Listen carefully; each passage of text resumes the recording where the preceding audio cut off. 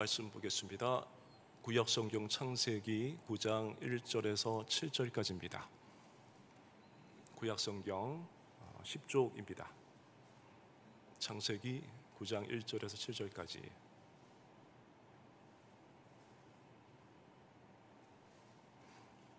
제가 한 절, 여러분이 한 절 교독하시고 마지막 절은 함께 읽겠습니다. 제가 먼저 읽겠습니다.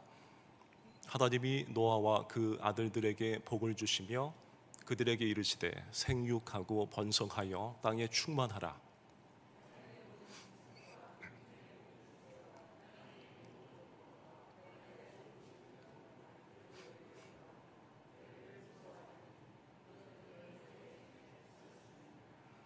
모든 산 동물은 너희의 먹을 것이 될지라. 채소같이 내가 이것을 다 너희에게 주노라.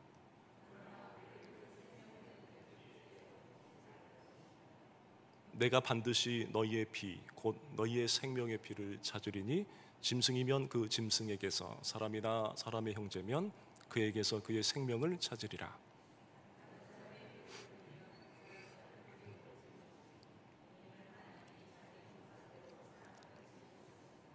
함께 있습니다. 시작. 너희는 생육하고 번성하며 땅에 가득하여 그 중에서 번성하라 하셨더라. 아멘. 사랑하는 여러분, 우리가 살아가다 보면은 누구나 한 번쯤은, 아니 어쩌면 여러 번 나는 실패했다, 이제는 모든 것이 다 끝난 것 같다, 이런 생각이 들 때가 있습니다.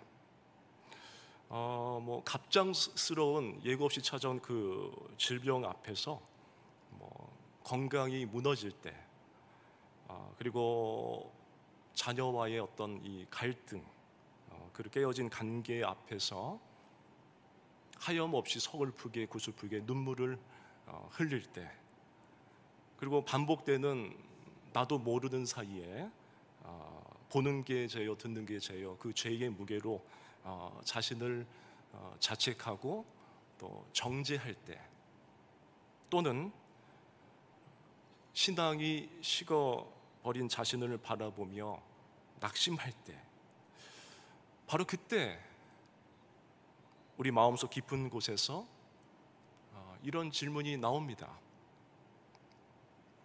이제 다시 시작할 수 있을까?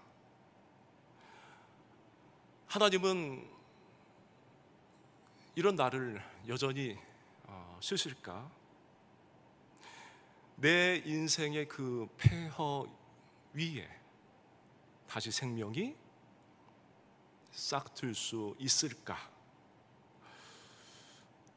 여러분, 오늘 우리가 함께 살펴볼 이 말씀은 바로 그러한 우리의 그 무너진 그 삶의 자리에서 하나님이 어떻게 은혜로 다시 시작하게 하시는지 알려주는 말씀입니다. 말씀의 배경은 우리가 잘 아시는 것처럼 홍수 그 다음에, 그러니까 그 홍수 후의 장면입니다. 하나님께서 명령하신 대로 노아는 120년 동안 방주를 준비했고, 그 다음에 드디어 심판의 물이 온 땅을 둘러 덮었을 때 하나님은 그 방주 안에 있는 노아와 그 모든 가족을 구원하였습니다. 그리고 시간이 흘러 땅에 물러가고, 땅에 물이 모두 물러가고, 노아는 이제 완전히 새로워진 땅 위에 첫 발걸음을 내딛습니다. 그 새로운 시작의 자리에 하나님께서 그 무엇보다도 먼저 주신 말씀이 바로 오늘 본문입니다. 1절을 다시 한번 함께 읽어보겠습니다. 시작. 하나님이 노아와 그 아들들에게 복을 주시며 그들에게 이르시되 생육하고 번성하여 땅에 충만하라. 아멘. 여러분, 이 장면은 어떻게 보면 이 신학적으로 진짜로 매우 중요한 의미를 지니고 있습니다. 담고 있어요. 무엇보다 이 말씀은 노아가 먼저 하나님께 나아갔기 때문에 들은 것이 아닙니다. 하나님께서 먼저입니다. 그를 찾아오셔서 복을 주시며 말씀하셨어요. 이것이 바로 하나님의 주권적인 은혜입니다. 세상 사람들이 어떤 판단을 해도 하나님이 복을 주시면 될 줄로 믿습니다. 내가 잘해서 뭘 해서가 아니라, 여러분, 인간이 잘한다고 뭘 얼마나 잘하겠어요? 우리는 한계가 있습니다. 근데 전능하신 하나님께서 주권, 절대 주권인 그 은혜입니다. 그렇습니다. 하나님은 우리가 준비되었기 때문에 복을 주신 분이 아닙니다. 여러분들 자녀들을 키우시잖아요. 자녀들이 복받을 준비가 돼서, 이뻐할 준비가 돼서, 사랑할 준비가 돼서 그 모든 걸 쏟지 않잖아요. 자녀니까, 하나님의 자녀이기 때문에 우리에게 은혜가 임하는 줄로 믿습니다. 그렇습니다. 그래서 하나님은 우리가 회복되도록 먼저 깨닫게 하시고 먼저 말씀하시는 분이세요. 또 깨닫는 통로도 다양하죠. 질병을 주기도 하고, 사업의 실패도 주고, 관계가 깨어지기도 하고, 또 현혹도 당하게 하고. 그러나 그 모든 어둠의 상황에서 하나님 깨달음을 주세요. 찾아와 주셔서. 믿습니까? 그렇습니다. 여러분, 이 1절 말씀은 우리가 또 많이 들어본 말씀이기도 합니다. 맞습니다. 창세기 1장 28절이죠. 하나님께서 이미 아담에게도 주셨던 말씀이에요. 하나님이 그들에게 복을 주시며 이르시되 생육하고 번성하며 땅에 충만하라. 즉 하나님은 이 죄입니다. 죄로 인해 무너진 인류를 향해 심판 이후에도 여전히 창조의 목적을 포기하지 않으셨다라는 뜻입니다. 그러니까 하나님은 다시 시작하게 하시는 하나님이세요. 기회를 주시죠. 그렇습니다. 사랑하는 여러분, 혹시 지금 여러분들의 이 마음속에 이렇게 말하고 계신 분 혹시 있으십니까? 나는 더 이상 하나님께 쓰임받을 수가 없어. 내 실패는 너무나도 깊어. 그래서 하나님조차도 날 포기하셨을 거야. 그렇다면 이 말씀을 꼭 붙드시기를 바랍니다. 하나님은 복을 주시며 말씀하신다. 그렇습니다. 하나님은 포기하지 않으십니다. 하나님은 여러분을 다시 세우실 줄로 믿습니다. 이제 본문 1절 7절을 함께 보겠는데, 1절을 간단히 보면 생육하고 번성하여 땅에 충만하라 그랬어요. 그리고 7절에는 생육하고 번성하며 땅에 가득하여 그 중에 번성하라 라고 말씀을 했습니다. 이 명령은 단순히 그냥 잘 살아봐라 라고 하는 그 축복의 말씀이 아닙니다. 이것은 하나님께서 인류에게 맡기신 이 미션, 그러니까 사명입니다. 사명. 이 아담에게 주셨던 이 명령을 그 다음에 죄와 이 심판을 거친 이 노아에게도 똑같이 주신 것입니다. 그리고 오늘 우리에게도 여전히 유효한 말씀입니다. 그렇습니다. 사랑하는 여러분, 우리가 나도 모르는 사이에 죄를 지었을지라도, 우리가 실수했어도, 그리고 우리의 인생이 실패로 얼룩졌어도 하나님은 우리의 사명을 거두지 않으십니다. 왜냐하면 그분의 부르심은 변함이 없기 때문입니다. 그래서 로마서 11장 29절에 말씀하잖아요. 하나님의 은사와 부르심은 후회하심이 없느니라. 아무리 내 개인적인 견해로, 세상의 어떤 시선으로 저희가 왜 저래 하지만 하나님이 주신 은사이다라는 거예요. 혹시 여러분 가운데 과거에는 주님을 뜨겁게 섬겼지만 지금은 신앙이 식어 있는 분이 계십니까? 오늘 하나님께서 다시 말씀하십니다. 내가 너를 포기하지 않았다. 그리고 이렇게 말씀하십니다. 다시 시작하자. 그 다음에 5절과 6절을 함께 보면 이 하나님은 이 홍수 이후에 이 새 시대에서 가장 먼저 이 생명에 대한 가치를 말씀하십니다. 왜 그렇습니까? 그것은 이 사람은 이 하나님의 이 형상대로 지음받았기 때문입니다. 그렇습니다. 여러분, 우리는 우연히 태어난 존재가 아닙니다. 여러분, 한 사람 한 사람 각 사람 모두 다 보배롭고 존귀한 자예요. 우연으로 태어나지 않았어요. 우리는 창조주 하나님의 형상과 영광을 담은 존재인 줄 믿으시길 바랍니다. 그렇기 때문에 하나님은 이 사람의 생명을 가볍게 여기지 않으십니다. 너무나도 감사하죠. 하지만 지금 우리가 살고 있는 이 시대, 이 악한 시대, 죄악이 관영한 시대, 이 마지막 때는 어떻습니까? 이 시대는 어떻습니까? 말 한마디입니다. 말 한마디로 사람을 찌르고요, 이 SNS 댓글 하나로 생명을 위협하고요, 그리고 무한 경쟁이라 하지만 그 경쟁 속에서 다른 사람을 도구처럼 여기는 시대입니다. 함부로 부려요. 그러나 하나님의 백성은 달라야 합니다. 구별된 자 다워야 하죠. 그래서 이렇게 해야 돼요. 말할 때는 그 생명을 세우는 말을 해야 돼요. 할렐루야. 기분 나쁜 말 하면 안 되고 축복의 말을 하기를 소망합니다. 그리고 대화할 때는 하나님의 형상을 보는 눈을,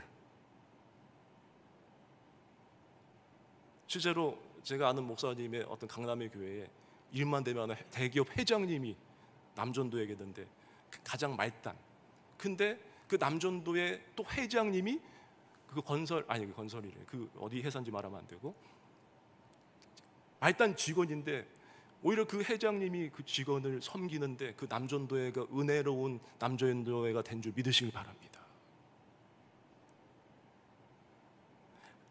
내가 비록 회사에서는 회장이지만 교회에서는 그 남전도회 회장님을 존중하니까 그 공동체가 평안하고 잘 돌아가는 거예요. 그러니까 이 섬길 때는 진정한 존중과 사랑의 태도로 나아가야 하는 것이죠.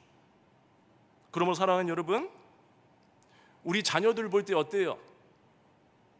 좋아요, 싫어요?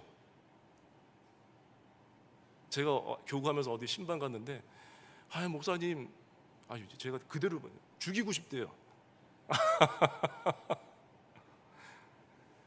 깜짝 놀랐습니다. 제가 그때 총각 목사 때 신방 가면 그 이유는 그 욕을 해가지고 말을 못하고 그리고 더럽게 말을 안 듣는다고. 제가 그래서 거기 비유 좀 맞춰. 집사님 고생이 수고 많으시네요.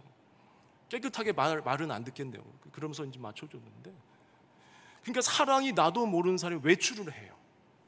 얼굴이 지옥에서 출장 나온 사람처럼 변하는 거예요. 근데 우리 이 자리에 나와 앉아 계신 우리 목사님과 장로님, 집사님은 천국 백성의 모습을 하고 있는 줄 믿습니다. 집에 가면 나도 모르는 사이에 아빠가 딸을 사랑해야 되는데 사는 게 힘드니까 나도 모르게 진정으로 마음을 사랑하는데 어색해져요. 밖에서 일하던 사람을 대하던 패턴이 남아있는 거예요.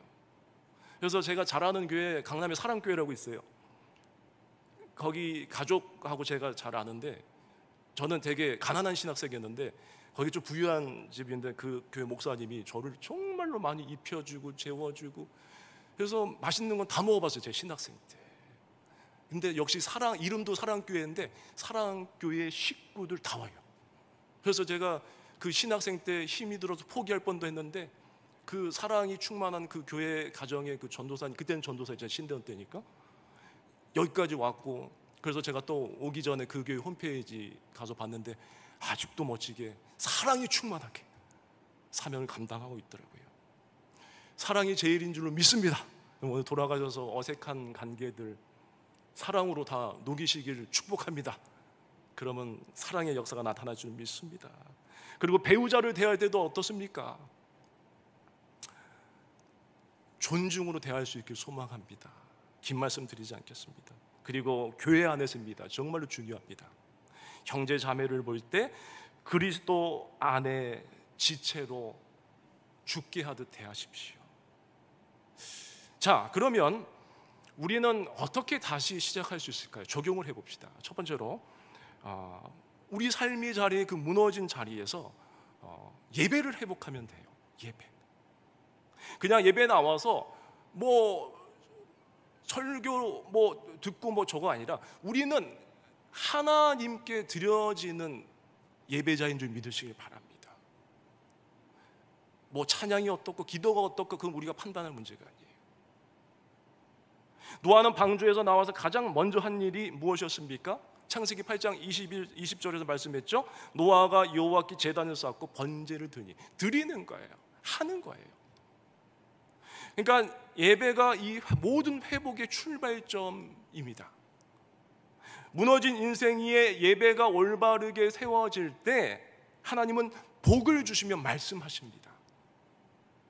혹시 지금 혹시입니다. 예배가 무너져 있지 않으십니까?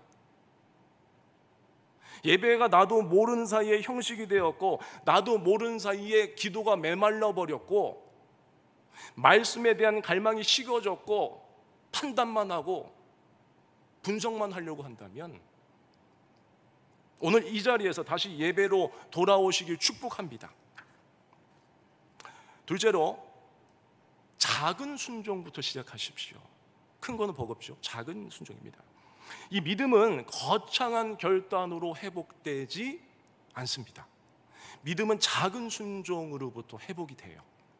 오늘 드리는 이 단 한 번의 예배, 그리고 우리가 아침에 새벽을 깨우고 드리는 그 짧은 기도, 그리고 배우자에게 건네는 따뜻한 말 한마디, 아내에게 나 때문에 진짜 수고 많이 해, 그리고 자녀를 축복하며 진정으로 살아가는 마음을 담아서 손 얹은 그 기도 한 줄,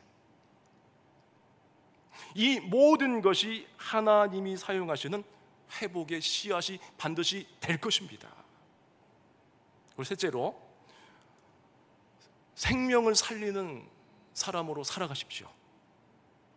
오늘 본문 5절과 6절에서 하나님은 생명의 존엄성과 소중함을 강조하십니다. 왜냐하면 이 사람은 하나님의 형상대로 지음받은 존재이기 때문입니다. 그렇다면 하나님을 닮은 우리가 해야 할 일이 무엇일까요?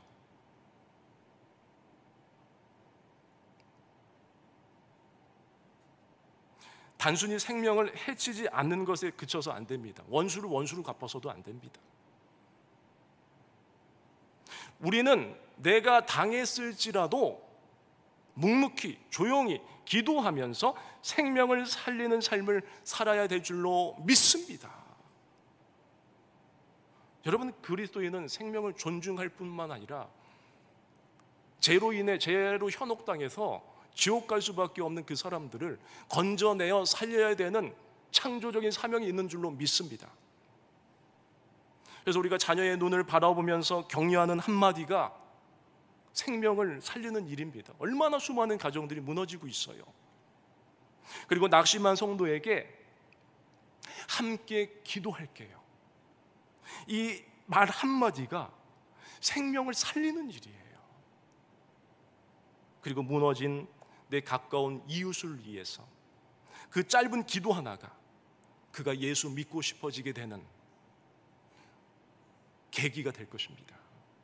생명을 살리는 일이 될 것이에요. 그런데 현대 사회는 너무나도 이 생명을 값싸게 여깁니다. 이익을 위해서 사람을 너무나도 쉽게 이용하고요, 상처를 주는 말을 쉽게 쏟아내고요, 고통받는 자를 외면합니다. 하지만 우리는 다릅니다. 왜요? 하나님의 형상대로 지어진 백성이기 때문입니다. 그러므로 우리는 생명을 살리고 존중하는 자로 살아가야 하는 것이죠. 그래서 우리가 만나는 모든 사람을 하나님의 형상으로 보고 하나님은 닮은 자로서 그들을 부리는 것이 아니라 그들을 섬기고 존중해야 하는 겁니다. 사랑하는 여러분, 오늘부터 우리가 살아가는 가정, 교회, 직장, 그리고 이웃 가운데서 생명을 살리는 언어와 행동을 선택하십시오. 그것이 바로 회복된 자의 삶이며 거룩한 하나님 나라를 세워가는 거룩한 사명인 것입니다. 결론적으로 사랑하는 여러분, 오늘 우리가 읽은 이 본문의 이야기는 노아의 이야기만이 아닙니다. 이 말씀은 바로 저와 여러분의 이야기입니다. 우리 모두는 실패했고 우리 모두는 낙심했고요, 때로는 하나님 앞에 얼굴을 들 자신조차도 없지만, 하지만 하나님은 우리를 심판으로 끝내지 않으셨습니다. 질병에 거해서 죽었다 살아나기도 하시고, 가정에서 어려움도 겪게 하시고, 교회에서, 우리 삶의 모든 영역에서 하나님께서 사용하신 특별한 심판으로 우리를 단련하셨어요. 그런데 하나님은 그걸로 우리를 마무리하셨습니까? 아니죠. 은혜로 다시 시작하게 하셔서 이 자리에 있는 줄로 믿습니다. 하나님은 오늘도 말씀하십니다. 복을 주시며 말씀하시되 생육하고 번성하며 땅에 충만하라. 이 말씀은 단순히 인류의 스타트, 이 출발을, 시작을 명령하신 것만이 아닙니다. 회복된 자에게 주시는 새로운 언약의 말씀이에요. 그렇습니다. 하나님은 심판 후에 복을 말씀하시죠. 하나님은 실패 후에도 사명을 다시 주시죠. 하나님은 상처 위에 생명을 다시 심으십니다. 여러분, 오늘 이 말씀의 핵심을 다시 한번 요약해 보겠습니다. 첫 번째로, 하나님은 실패한 자에게 먼저 복을 주시는 하나님이세요. 다 끝난 게 아닙니다. 그리고 두 번째로, 하나님의 부르심은 결코 변하지 않습니다. 내 인생이 다 끝난 것 같아도. 그리고 세 번째로, 하나님의 형상대로 지음받은 생명을 귀히 여기는 삶을 살아야 합니다. 네 번째로, 회복의 시작은 예배이며 작고 진실한 순종에서 출발합니다. 그렇습니다. 사랑하는 여러분, 지금의 상황이 아무리 무너져 보일지라도 하나님은 여전히 일하십니다. 근데 그 일하심을 여러분이 보셔야 됩니다. 우리의 연약함에도 불구하고 하나님은 다시 시작하라고 말씀하고 계세요. 오늘 그 복을 향한 작은 순종으로 한 걸음을 내디디십시오. 하나님은 여러분과 함께 하실 것입니다. 복을 주시며 말씀하시되, 오늘 그 하나님께서 여러분들의 각자의 그 삶 위에 복을 말씀하시며 다시 힘차게 시작하게 하실 줄로 믿습니다. 그러므로 바라옵기는 여러분의 삶이 혹시라도 무너진 삶일지라도, 오해투성이고 근심투성이고 실타래처럼 얽히고 서 꼬여 있을지라도, 이 하나님의 언약의 약속의 그 말씀을 믿으며 다시 시작하셔서 결국에는 승리의 인생을 살아내시길 주님의 이름으로 축복합니다. 기도하겠습니다. 할렐루야. 다시 시작하게 하시는 하나님 아버지, 노아에게 복을 주시며 사명을 말씀하신 것처럼 오늘 우리의 무너진 자리 위에도 복을 말씀하시고 사명을 회복시켜 주시옵소서. 예배가 회복되게 하시고 작은 순종의 삶을 바꾸는 씨앗이 되게 하시며 우리가 만나는 모든 생명을 하나님의 형상으로 존중함으로 말미암아 놀라운 은혜와 평강이 임하게 하여 주시옵소서. 믿사오고 살아계신 예수님의 이름으로 기도드렸나이다. 아멘.